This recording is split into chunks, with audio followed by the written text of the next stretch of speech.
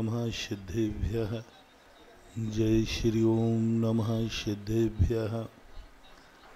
जय श्री ओम नमः सिद्धेभ्यः।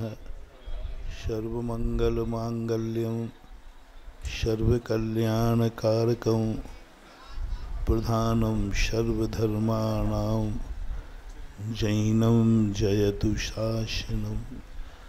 पंच परमेष्टि भगवान की, आचार्य श्री गुरुवर कुंद कुंद महाराज की, आचार्य श्री गुरुवर विद्यासागर महाराज की।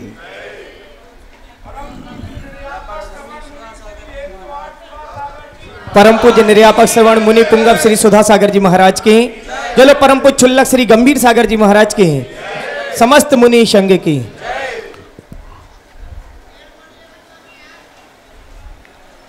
कल अपन ने समझा था बिहार में कोई भी व्यक्ति को श्वास जो है प्रकृति प्रदान करती है।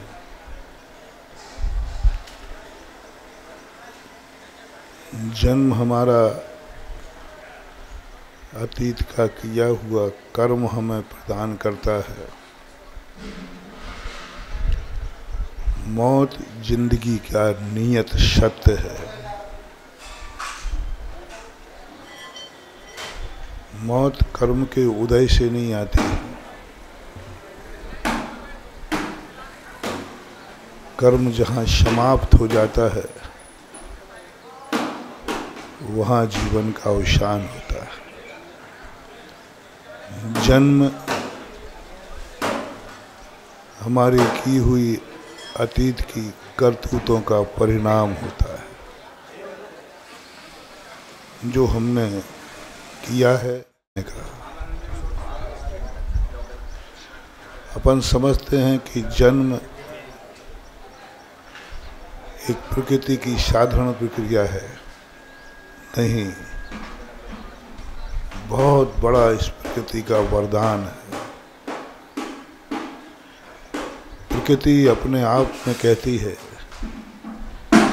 तुमने कितना भी बुरा किया हो, हम तुम्हें जन्म देकर पुनः एक सुधरने का मौका देते हैं। और व्यक्ति कितना भी नीचे गिर जाए वहाँ से सुधरने के रास्ते खुले रहते हैं। ऐसा एक भी जीव नहीं है दुनिया में जो मनुष्य पर्याय के चौराहे में आके न मिलता हो। संसार में जितने भी पर्याय हैं सब पर्यायों में पाबंदी है, बैरियर लगे हुए। स्वर्गों में विकलेंद्री नहीं जाएगा, संगी पंचेंद्री मनुष्य त्रियन जाएंगे। नरकों की भी सब जगह पाबंदी है। एक भी 84 लाख योनियों में एक भी योनि नहीं है जहाँ संसार के हर रास्ते आकर के मिलते हो। बड़ा गजब का सोच है। मैं सोच रहा था, सोचता हूँ कि मनुष्य पर्याय इसलिए महान है कि यहाँ मोक्ष के दरवाजे खुलते हैं। नहीं, वो एक कारण है। दूसरा कारण है, मैंने 84 लाख योनियों का अध्ययन किया, स्वाध्याय किया, चिंतन किया कि एक भी ऐसी 84 लाख योनियों में योनि नहीं है मनुष्य को छोड़कर जिसके रास्ते हर योनि से आते हो। निगूढ़ सब नहीं जा सकते, देवता नहीं जा सकते, भोग भूमिया नहीं जा सकते, विकलत्रय देवता नहीं जा सकते, एक इंद्रिय नारकी नहीं बन सकता, कहीं नहीं। मात्र एक मनुष्य ऐसा जनसंघ है जहाँ 84 लाख योनियों के रास्ते सीधे आकर के मिलते हैं। कहीं से भी आओ नारकी भी मनुष्य बन सकता है, देव भी बन सकता है, कीड़ा मकोड़े भी बन सकता है, पेड़ के पत्ते में रहने वाला जीव भी बन सकता है, निगोदिया भी बन सकता है। कोई पाबंदी है ही नहीं। चारों गतियों के जीव एक साथ कहीं से भी आ सकते। ये प्रकृति का एक ऐसा वरदान है। देखो, मनुष्य गति में सारे रास्ते मिलाए प्रकृति ने, देवगति में नहीं, नरकों में नहीं, मनुष्य में मिलाए। क्यों मिलाए मनुष्य में? क्योंकि मनुष्य गति एक इतनी विस्तृत गति है जहां भगवान भी मिल सकते हैं, जहां पर व्यक्ति कितना भी बिगड़ा हुआ व्यक्ति क्यों ना हो, उसको सुधरने का मौका बहुत बड़ा वरदान मान। प्रकृति को कल मैंने कहा था कि माँ कहते हैं, मालिक नहीं। मैंने कल मालिक में और प्रकृति में, गार्जियन में और मालिक में अंतर बताया था। माता पिता मालिक नहीं है, बहुत। भगवान भी मालिक नहीं। मालिक तो शोषण करता है। कल मैंने बड़े विस्तार से वहाँ कॉलेज में बताया था। प्रकृति एक माँ है। हर व्यक्ति ने माँ की संज्ञा दी, और माँ का एक नेचर होता है कि उसका बेटा कितना भी बिगड़ा हुआ क्यों ना हो, अंतिम श्वास तक उसे सुधरने की आशा लगी रहती है। आज नहीं कल सुधर जाएगा, कल नहीं परसों सुधर जाएगा। वो पहली बात तो कभी मानने को तैयार नहीं होती कि मेरा बेटा बिगड़ा हुआ है। उसको तो राजा बेटा दिखता है। उसके भाव भी नहीं होते कि मेरा बेटा बिगड़ा है, सुनने को तैयार नहीं होते। यशोदा मैया, पूरे नंदगांव के लोग शिकायत करते थे, लेकिन यशोदा कहती मेरा कन्हैया ऐसा हो ही नहीं सकता, सब गलत बोल रहा। पिता को इतनी सहिष्णुता नहीं है, पिता को अपने बेटे से इतनी आत्मीयता नहीं होती। पिता को थोड़ा सी ही तुम शिकायत कर दो, वो ना कुछ सोचेगा, तो पहले तो छोकरे में झापड़ मारेगा, उसे जम के झापड़ मारेगा। बिकॉज तेरी शिकायत आई क्यों? पापा आप सुनो तो सही। बोले क्या सुनना, आखिर शिकायत इसी पे झापड़ पड़ जाता है। भाई पहले मुझे मौका तो दो अपना स्पष्टीकरण करने का। पिता को इतनी सहिष्णुता है ही नहीं कि वो सुन सके। वो तो शिकायत आते ही सबसे पहले बेटे की ठुकाई करेगा, एक झापड़ तो जड़ ही देगा, फिर बाद में कहेगा अब सुनाओ क्या बात है, अब क्या सुनाओ, झापड़ तो। लेकिन माँ की एक आदत होती है, माँ कोई भी कितना भी गंदा करके बेटा आवे पहली बार में, तो वो एक ही कहती है मेरा बेटा ऐसा कर ही नहीं सकता। तुम लोग गलत कर रहे हो, तुम लोग मेरे बेटे को ईर्ष्या कर रहे हो, मेरे बेटे को बदनाम कर रहे हो, मेरे बेटे के प्रति तुम लोगों के अच्छे भाव नहीं है। ये नेचर माँ का होता है, होना ही चाहिए सदा से।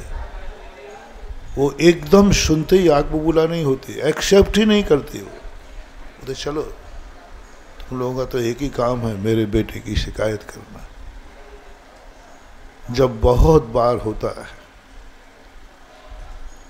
यशोदा ने कई बार एक ही बात कही, मेरा कन्हैया ऐसा क्यों करेगा, करते ही नहीं, करते ही नहीं।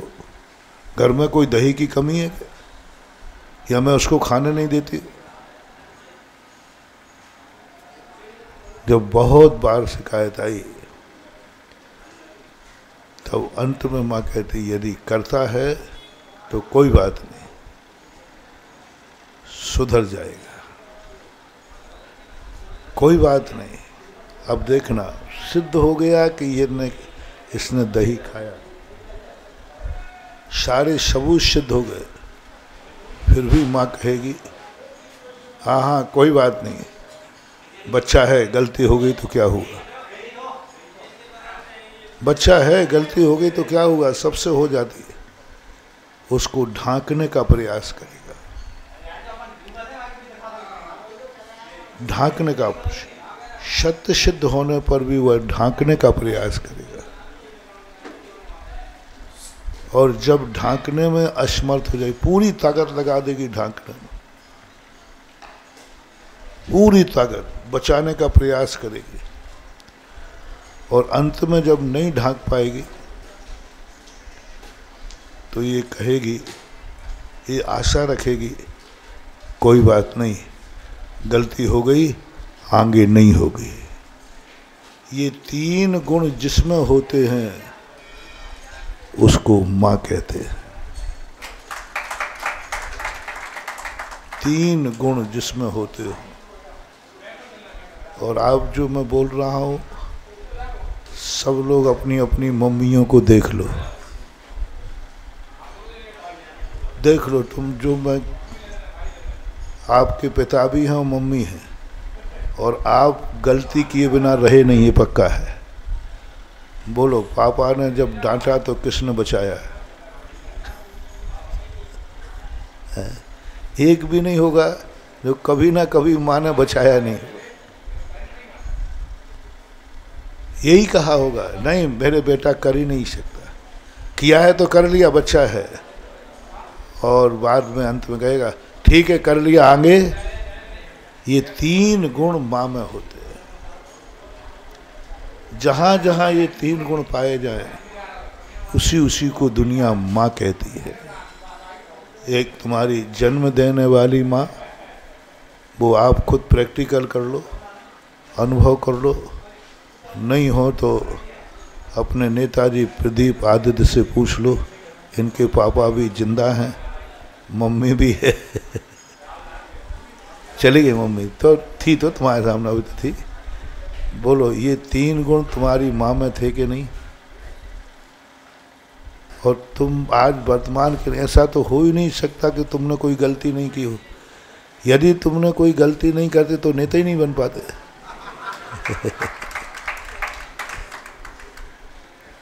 क्योंकि सीधे साधे लोगों को गलतियां होती हैं, नेता वही बन पाता है। और आप सब लोग अपनी अपनी माताओं की तरफ देखो, ये तीन गुण तुम्हारी माताओं में थे कि नहीं? कितने बार नकारा, कितने बार बचाया, और कितने बार आगे सुधरने का मौका दिया। दूसरी माँ कहते हैं जिनवाणी को। मैंने सोचा इसको माँ क्यों कहते, तो मैंने शास्त्रों को पढ़ा, इसमें भी तीन गुण पाएगा। जिनवाणी माँ पहले तो कहती है मेरा राजा बेटा कुछ गड़बड़ करते ही नहीं, ये तो भगवान आत्मा है, द्रव्यान योग जो सबसे बड़ी माँ है, सबसे बड़ी जो माँ है।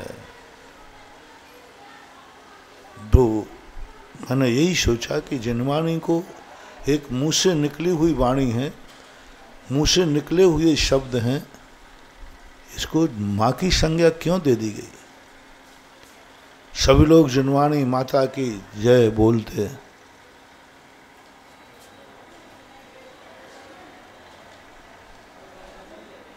बहुत जोर से बोलते, और हमारे गंभीर सागर तो इतने जोर से बोलते कि हमें भी ऊपर से सामायिक में बैठा रहता है ना, शाम को प्रोच में सबसे ज्यादा जोर से बोले जिनवाणी माता की। तो मैंने कही भाई कौन सी माता यहाँ आ गई? क्यों बोलते माँ? तो जब सबसे बड़ी माँ होती है द्रव्यान योग की, वो एक्सेप्ट ही नहीं करती। कुछ भी कर लो, कुछ भी कर लो, वो कहता नहीं है मेरा बेटा भगवान आत्मा है, चेतन आत्मा है, शुद्ध स्वरूपी है। अरे भाई राग द्वेष कर रहा है, दुनिया भर के पाप कर रहा है। बोले नहीं, हो ही नहीं सकता। द्रव्यान योग माँ स्वीकार ही नहीं करती। मेरा राजा बेटे को आप लोग दूषित मत करो, मेरे भगवान आत्मा को दूषित मत करो। मेरी आत्मा, मेरे भगवान आत्मा है, ये न ये रागी है, न द्वेषी है, न क्रोधी है, न मानी है, न मायावी है, न लोभी है ही नहीं। नकार देते। मग्गण गुण ठाणे ही 1400 हवंती तह अशुद्ध नया, बिन्ने या संसारी सब्वे शुद्धाहु शुद्ध नया। क्या जन्मानी की उदारता। पापी जीवों को, संसार में राग द्वेष करने वालों को स्वीकार ही नहीं कर, नरकों में पड़ा है। बोले सब ये बेफालतू बातें हैं, ऊपर ऊपर की बातें हैं। तो हमारे चैतन्य स्वरूप ही इस भगवान आत्मा को बदनाम करना चाहते। तुम लोग इस आत्मा को पापी रागी द्वेषी कहकर गड़बड़ करो, स्वीकार ही नहीं। पूरा समय सार में स्पष्ट नकार दिया। मेरी आत्मा ने कुछ किया ही नहीं, कुछ भी नहीं किया। ये सब आरोप है, कुछ भी नहीं माने। यहाँ तक कि राग द्वेष कसायं तो नहीं, बोले हो ही नहीं सकता, असंभव। पता नहीं कैसी दृष्टि है। सारी दुनिया कह रही, साक्षात दिख रहा है, वो स्वयं कह रहा है कि हाँ माँ मैंने राग द्वेष तो किए हैं। बोले बेटा नहीं, गंदी बात नहीं, मेरा बेटा गलत कभी कर ही नहीं सकता। जैसे तैसे कर्म सिद्धांत की दूसरी माँ वो सबूत देती है, देखो इसके पास ऐसा कर्म बन चुका है, इसने ऐसा सिद्ध हो चुका है, कोर्ट से सजा भूल चुकी है। तब भी माँ कहती है हाँ हाँ मालूम है मुझे, कर लिया होगा, संसार है, कीचड़ है, मैं है, अच्छे अच्छे गिर जाते। ये संसार कीचड़ है, काजल की कोठरी में कैसे हूँ सयान हो जाए, लीक लागे पर हाँ लग गया होगा, कर लिया होगा, ठीक है, कर्म बन गया तो क्या हुआ। जैसे उसने कहा था तुम्हारा बच्चा है, कर लिया उसने, करना की माँ कहती ठीक है कर लिया होगा, कर्म कर लिया ना उसने, बन गया, क्या बिगड़ता है, ठीक है। और तीसरी माँ जो चरणानुयोग की है वह कहती है ठीक है कर लिया, हो गया, आगे नहीं करेगा, सुधर जाएगा। राग द्वेष निर्वृत्त चरणम प्रतिपद्यते साधु। ठीक है हो गई गलती, बन गया कर्म, सुधर जाएगा, सुधरने का मौका देती है, पर थुतकारती नहीं, बहिष्कार नहीं करती, अपमानित नहीं करती। ये कहने की हिम्मत नहीं होती माँ में तू मेरा बेटा नहीं, मैं तेरी। बाप तो कह देगा गुस्सा में, बाप की बात नहीं ले रहा हूँ, बाप तो कह देगा तू मर गया मेरे लिए। माँ की हिम्मत नहीं होती, कितना भी निकृष्ट काम कर ले, माँ के मुंह से ये नहीं निकलता कि तू मैं तेरी माँ नहीं, तू मेरा बेटा नहीं। ये उसका दोष नहीं है, ये मातृत्व का गुण है। नीतिकारों ने इसे दोष नहीं कहा, नीतिकारों ने इसे दोष नहीं कहा, गुण कहा। अपन सोच रहे हैं ये दोष है, सरासर अपराध करने वाले बेटे को माफ कर रही है, नहीं। पूरे शास्त्रों में मैंने पढ़ लिया, कहीं भी इन तीन गुणों को दोष नहीं कहा। चाणक्य ने तो स्पष्ट कह दिया, जब तक ये नारी में तीन गुण हैं तब तक ये सारा जगत जिंदा रहेगा। सारा जगत जिंदा रहेगा, चाहे प्रकृति हो। प्रकृति भी यही करती है, इसको भी मां कहते हैं, ये भी यही करती है। इसको कुछ बुरा दिखता ही नहीं। सबको बराबर हवा देगी, सबको पानी देगी, सबको प्रकाश देगी, कोई भेदभाव ही नहीं करती कि ये पापी है इसको हवा श्वास नहीं दूंगी।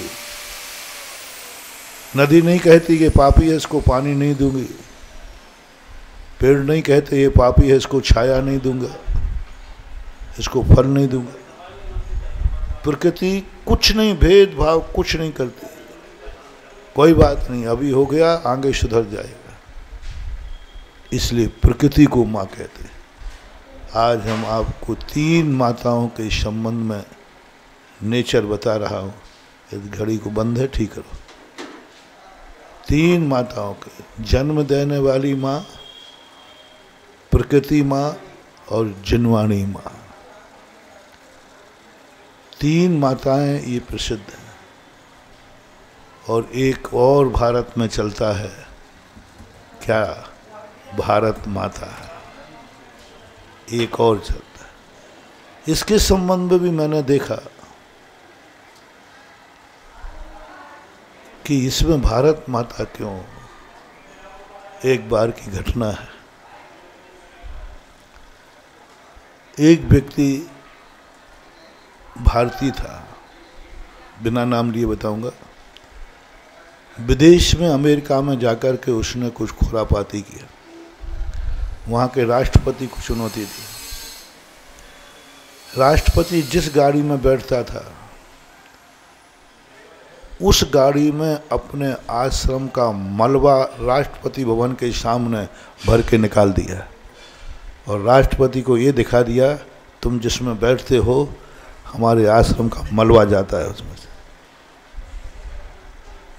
अमेरिका में और ये खुरापाती करना बहुत बड़ी बात है। अमेरिका ने उसी समय 24 घंटे के अंदर क्या, तुरंत देश से निष्कासित कर दिया।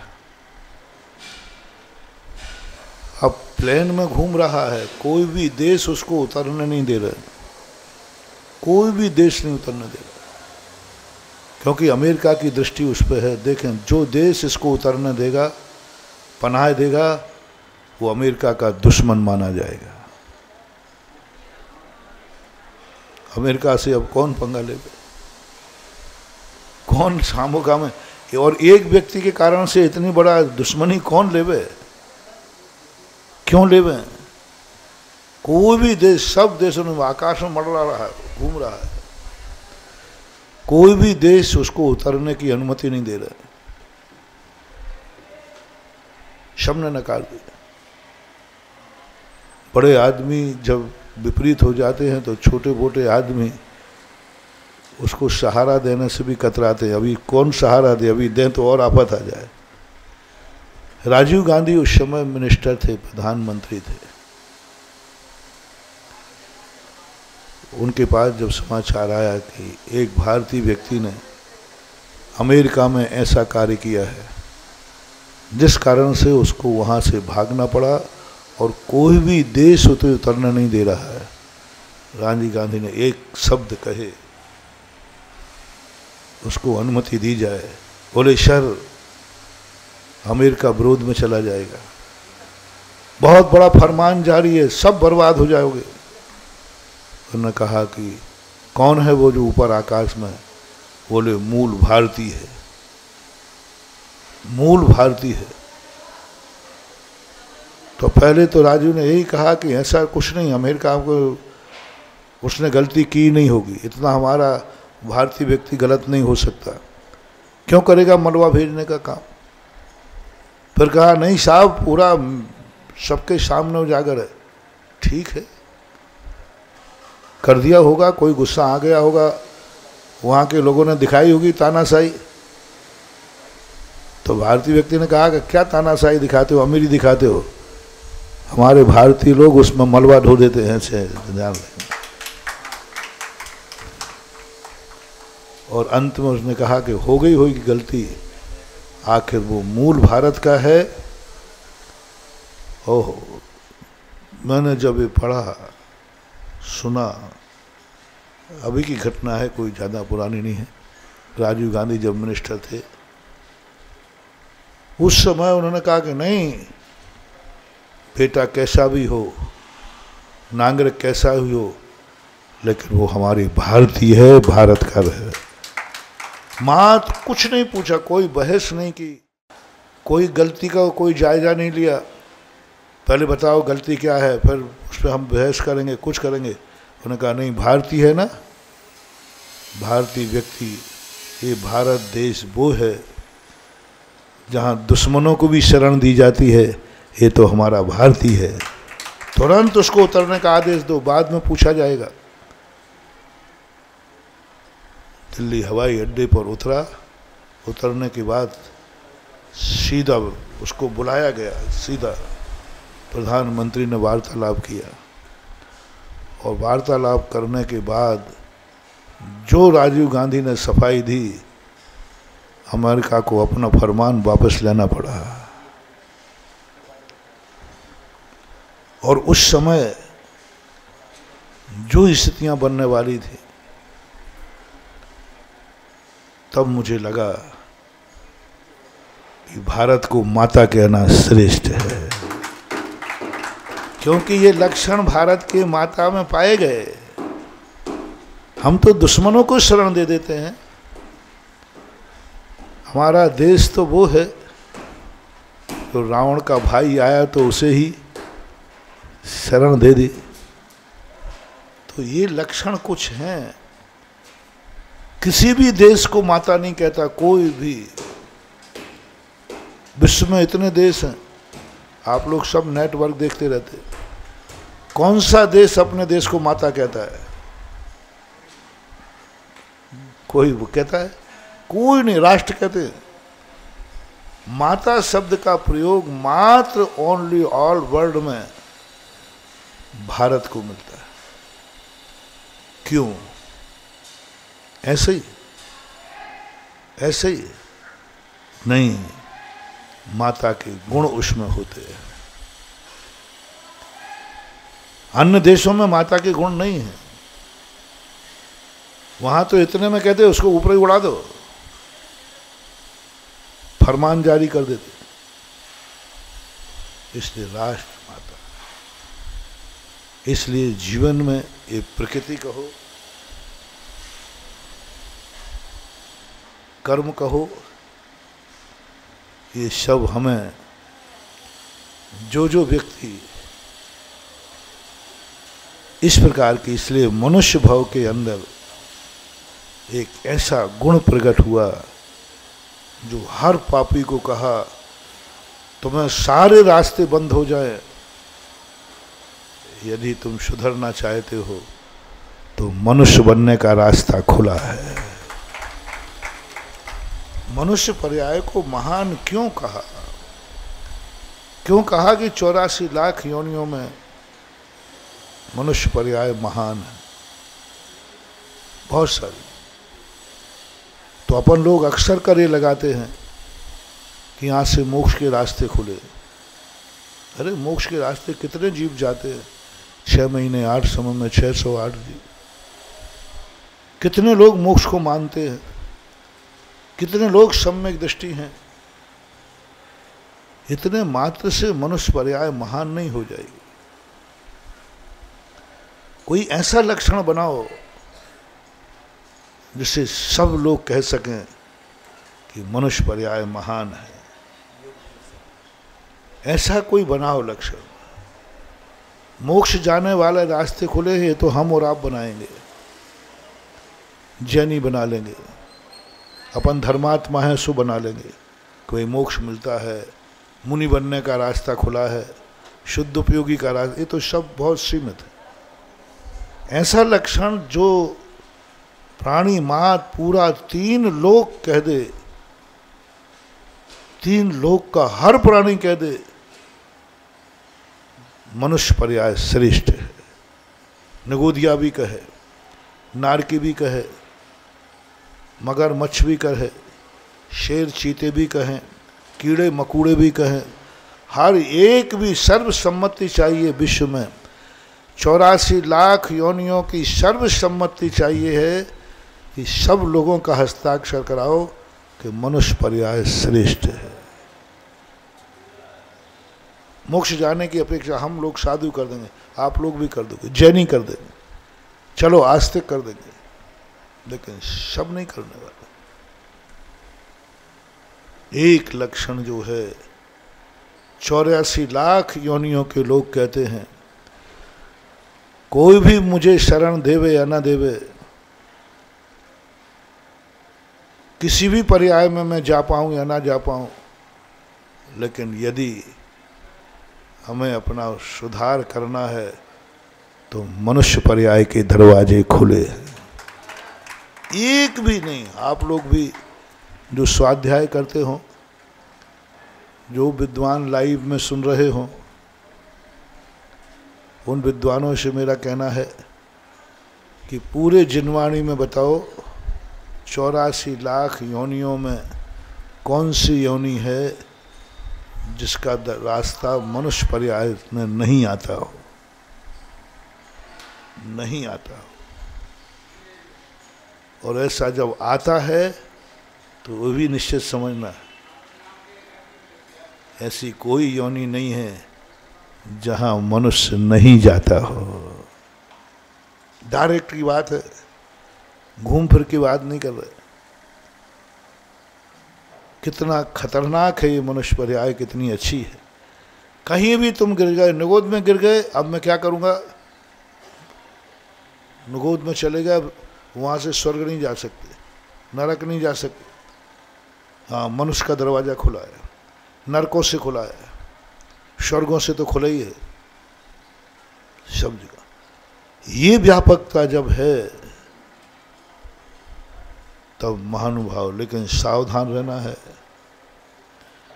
आने के रास्ते सब खुले हैं तो जाने के भी रास्ते सब खुले हैं। यही मत समझना कि हमारे यहाँ मोक्ष का ही दरवाजा खुला है,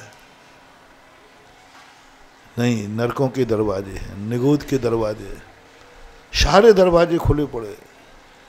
यूं मान के कहें अपन सारांश में, मनुष्य रूपी महल में कहीं दरवाजे तो हैं लेकिन उसमें किवाड़ नहीं लगे हैं। सब आओ और सब जाओ, कोई चौकीदार नहीं है, कोई बैरियर नहीं है, बिना कपाटों का गेट है मनुष्य पर्याय।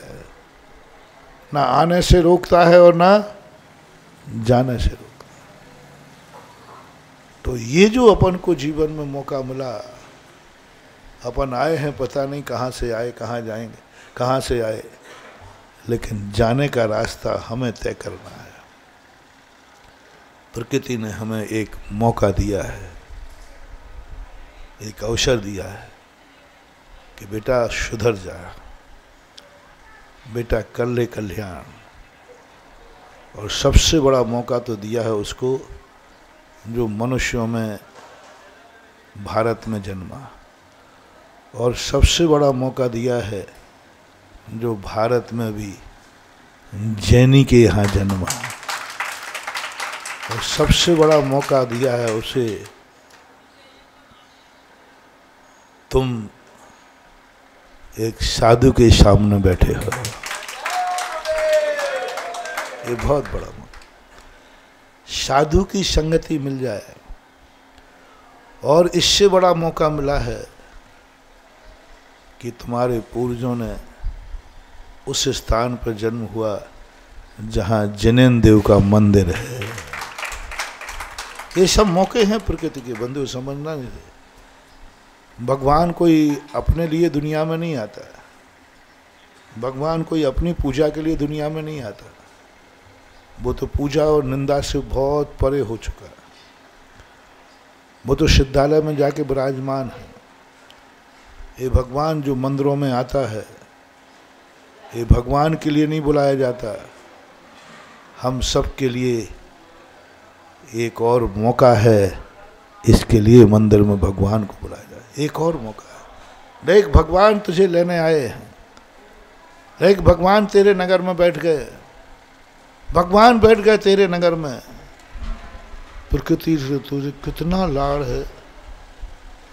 जब तुम भगवान के दरवाजे खड़े हो महानुभाव, तब सोचना इस प्रकृति ने मुझे कितना बड़ा मौका दिया, भगवान के सामने खड़ा कर दिया और भगवान को मेरे सामने बैठाल दिया। भगवान, जब भगवान के सामने तुम खड़े हो और भगवान तुम्हारे सामने बैठा हो, बस महानुभाव इससे बड़ा मौका और क्या दूं। प्रकृति कहती बस लास्ट। जगत के कल्याणकारी, जगत का कल्याण करने वाले प्रभु तेरे सामने बैठे हैं। करुणा निधान, करुणा निधान, जगत कल्याणी। और इस दरवाजे आकर के भी यदि तेरे परिणामों की स्थिति नहीं सुधरी, तो फिर प्रकृति माँ भी कहती है बेटा आई एम सॉरी प्लीज। ये 3 गुण ही मेरे पास थे, इन गुणों के कारण से ही मैंने तुझे भगवान के दरवाजे तक भेज दिया। अब आगे तू जान और भगवान जान। भगवान के सामने मैं कुछ नहीं बोल सकती, भगवान के सामने मैं कुछ नहीं कह सकती। दुनिया के सामने, कर्मों के सामने मैंने कह दिया किसने गलती की नहीं, हो गई गलती, बचपन की थी, आगे सुधार लेगा। लेकिन ये त्रिलोकीनाथ हैं, इनके सामने कोई सफाई देने की जरूरत नहीं है। वो तो सर्वज्ञ हैं, वो तो सर्वज्ञ हैं। उनके सामने क्या सफाई दूँ, और उनके सामने मैं क्या तेरी माँ बनूं। मैं तो फिर भी इतनी करुणावान नहीं हूँ। ये तो माँ के भी माँ हैं जो सारे जगत पे करुणा करते हैं। इनके सामने मैं क्या दूं? मैं कितना तुझे माफ करूं जो इनको माफ कर दे। बस इतना स्वीकार कर ले कि आज प्रभु हमारे सामने हैं, तो हमारी जिंदगी का भी अब ऐसा मौका है कि हमारी यह घास की ज़िंदगी भी अब उपयोगी होगी। कल कहा था ना कि वहाँ के यूनिवर्सिटी के लोग घास को उपयोगी बना रहे हैं। विज्ञान घास को उपयोगी, घास पर शोध हो रहा है। तो आप लोग तो घास से थोड़े आगे के हो हैं, और भगवान तुम्हें उपयोगी बनाने के लिए मंदिर में बैठा है। तुम तो घास से ऊपर हो। बहुत अच्छे, बहुत बड़ा मौका है महानुभाव। और जब तुम्हें कभी गुरु की संगति मिले, समझ लेना, जब तुम्हें गुरु का सानिध्य मिले, समझ लेना, जब गुरु की तुम्हें पहचान मिले तो समझ लेना प्रकृति ने, इस माँ ने तुम्हारे लिए बहुत बड़ा कॉलेज दिया है, जहाँ से यदि तुमने ईमानदारी से पढ़ाई की तो पढ़ाई पूरी नहीं कर पाओगे, उसके पहले ही नौकरी का लेटर आ जाता है। ऐसे कॉलेज होते हैं कुछ अच्छे कॉलेज होते हैं जहाँ पढ़ी पास ही नहीं हो पाता, उसके पहले ही ज्वाइन लेटर है। यदि तुम्हारी जिंदगी में कोई गुरु आ गया हो, तुम्हारी अंतर चेतना ने यदि गुरु को स्वीकार कर लिया हो, और ऐसा लगा हो कि मेरे पूर्व भाव की प्रकृति माँ ने, मेरे कर्मों की माँ ने मुझे इतना सौभाग्य दिया कि मेरी जिंदगी में गुरु आ गए, बस उसका सदुपयोग कर लेना। जिसको गुरु मिल जाते हैं उसके लिए आंगने वाले देवता भी पहले से सीट रिजर्व कर देते हैं कि ये व्यक्ति आएगा। स्वर्गों की सीटें खाली हो जाती हैं, स्वर्गों की सीटें रोक दी जाती हैं। एक व्यक्ति के संबंध में कथा आती है कि एक ने देवगति का बंद किया, वो मर कर के व्यंतर होने वाला था, व्यंतर नहीं अव्यंतर होने वाला। इतने में स्वर्गों में चर्चा चली कि जो व्यंतरों की यहाँ व्यवस्था चालू हो गई कि एक जीव हमारे यहाँ आने वाला है, उससे संबंधित जो वैभव था वो सब व्यवस्थित किया जाने लगा।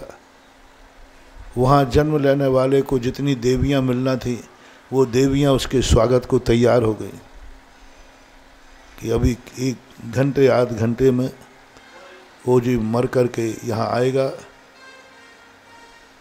मेरा स्वामी देव बनेगा, इस विमान का मालिक बनेगा। सब उसी समय घोषणा की होती है, रुको, देव तो पक्का बनेगा लेकिन वो यहीं आएगा नहीं, अभी रुको, क्योंकि इस समय वो महाराज के प्रवचन में बैठा है, गुरु के सामने बैठा है। गजब का उदाहरण। निश्चित हो गया वहाँ जन्म लेना, सब लोग कहा कि अब मरने वाला है और यहाँ आके जन्म लेगा, ये सब तैयारी होंगी। लेकिन सम्यक दृष्टि देव ने कहा नहीं, अभी विश्वास मत करो, देवायु का बंध हुआ है ना, देवगति का बंध हुआ है, लेकिन देव में ही आएगा, इसी देव में आएगा ऐसा नहीं, क्योंकि इस समय वो गुरु के सामने बैठा है, प्रवचन सुन रहा है, गुरु उसको उपदेश दे रहे हैं। कोई भरोसा नहीं, गुरु का उपदेश सुनते सुनते उसने इतने परिणाम बदल जाएं, इतने परिणाम बदल जाएं कि अभी श्रीफल उठा करके 12 व्रत ले लेवे, श्रीफल उठा करके दीक्षा ले लेवे, श्रीफल मुनि बन जाए तो सीधा 16वें स्वर्ग में जन्म लेगा।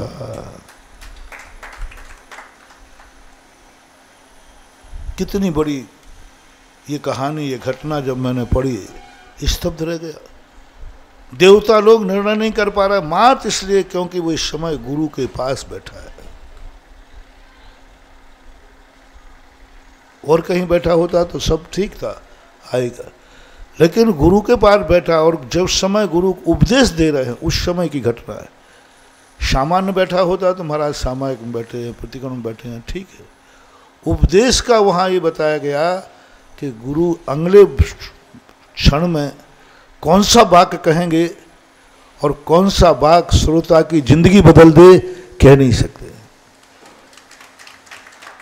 साधु का कौन सा वाक्य, आज मैं प्रवचन को आना नहीं चाह रहा था,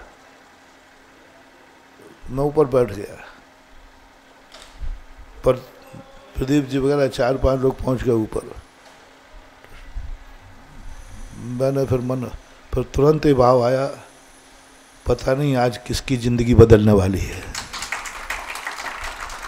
पता नहीं कौन से वाक्य में कितना किसका हो जाए 1 घंटे के अंदर। और जो आज तुम्हें प्रवचन दे रहा हूँ, ये पहली बार ही दे रहा हूँ इन तीनों माताओं की। स्वभाव भाव आता है। मैं कहता हूँ ना, मैं कभी प्रवचन देता ही नहीं हूँ और मैं कभी प्रवचन तैयार करता नहीं हूँ। मैं तो तुम्हारे कारण से मैं भी सुधा सागर का प्रवचन सुन लेता हूँ, तुम्हारे कारण मुझे अच्छी अच्छी बातें मिलती हैं कई बार।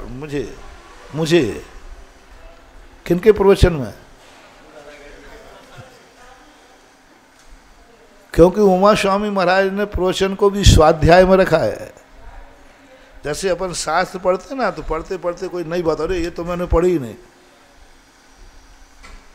क्या सोचा होगा उमा स्वामी महाराज ने स्वाध्याय के संबंध में कि प्रवचन को स्वाध्याय कर दिया। अरे स्वाध्याय तो प्रवचन तो दूसरों को लिए दिए जाते हैं। उन्होंने कहा नहीं, प्रवचन दूसरों को नहीं है, क्योंकि प्रवचन तुम्हारे उससे नहीं निकलते हैं, श्रोताओं के पुण्य से निकलते हैं। इसलिए क्या पता कौन सी नई बात प्रवचन में मिल जाए जो तुम्हें सोचने वो। मैंने कई बार देखा, कई बार ऐसी ऐसी बातें, ऐसी ऐसी जिज्ञासा समाधान मिल जाते कि मैं भी कहता अरे ये तो मुझे पता ही नहीं था, ये पता ही नहीं था, ऐसा समाधान निकल गया। ऐसा समाधान सोचने पर भी नहीं आता, क्योंकि यहाँ पर जो कुछ भी है वो शब्द श्रोता एक का पुण्य नहीं है, यहाँ दो का पुण्य चलता है, वक्ता का और श्रोता। श्रोता का पुण्य कभी कभी ऐसा बुलवा देता है, ऐसा बुलवा देता है कि पता नहीं।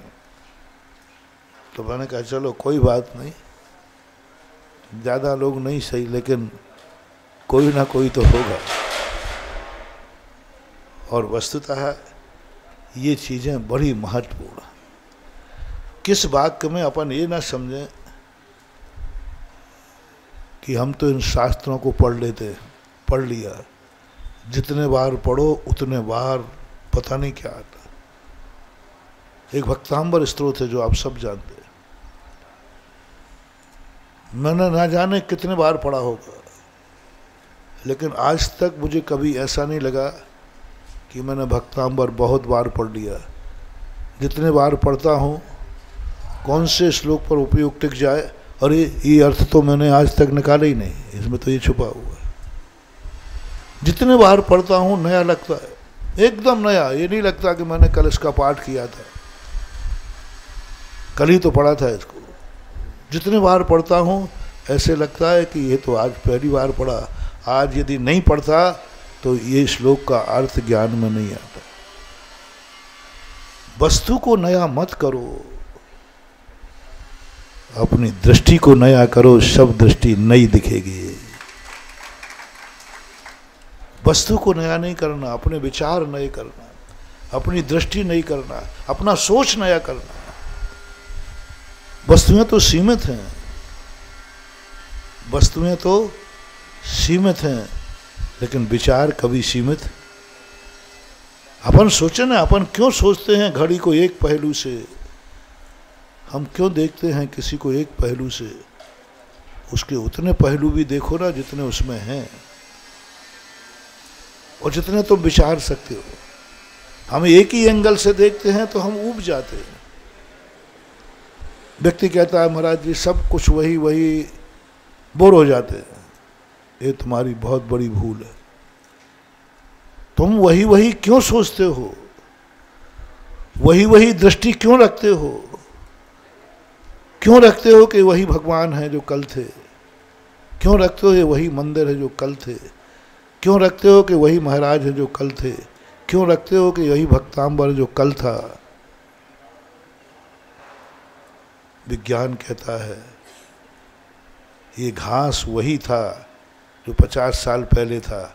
नहीं, आज जो घास उसके हाथ में है वो नए आविष्कार के साथ है। उन्होंने बताया कि वही घास कल एक पत्थर चटा होता है। तो ईश्वरी की बात है सन 1983 की।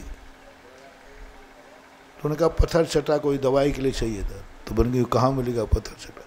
तो उन्होंने कहा महाराज यहीं लगाया। अब हम लोग प्रतिदिन देखते थे कचड़ा था, घास थी। उन्होंने कहा ये, अरे उस दिन से वो घास नहीं औषधि देख ली है। वस्तु वही है कि बदल गई, लेकिन अभी तक क्या थी और अब क्या हो गई? औषधि। औषधि की कीमत कितनी है और घास की कीमत कितनी है? कल वो घास थी उसकी कीमत क्या थी, आज वो औषधि बन गई उसकी कीमत क्या है? अनमोल।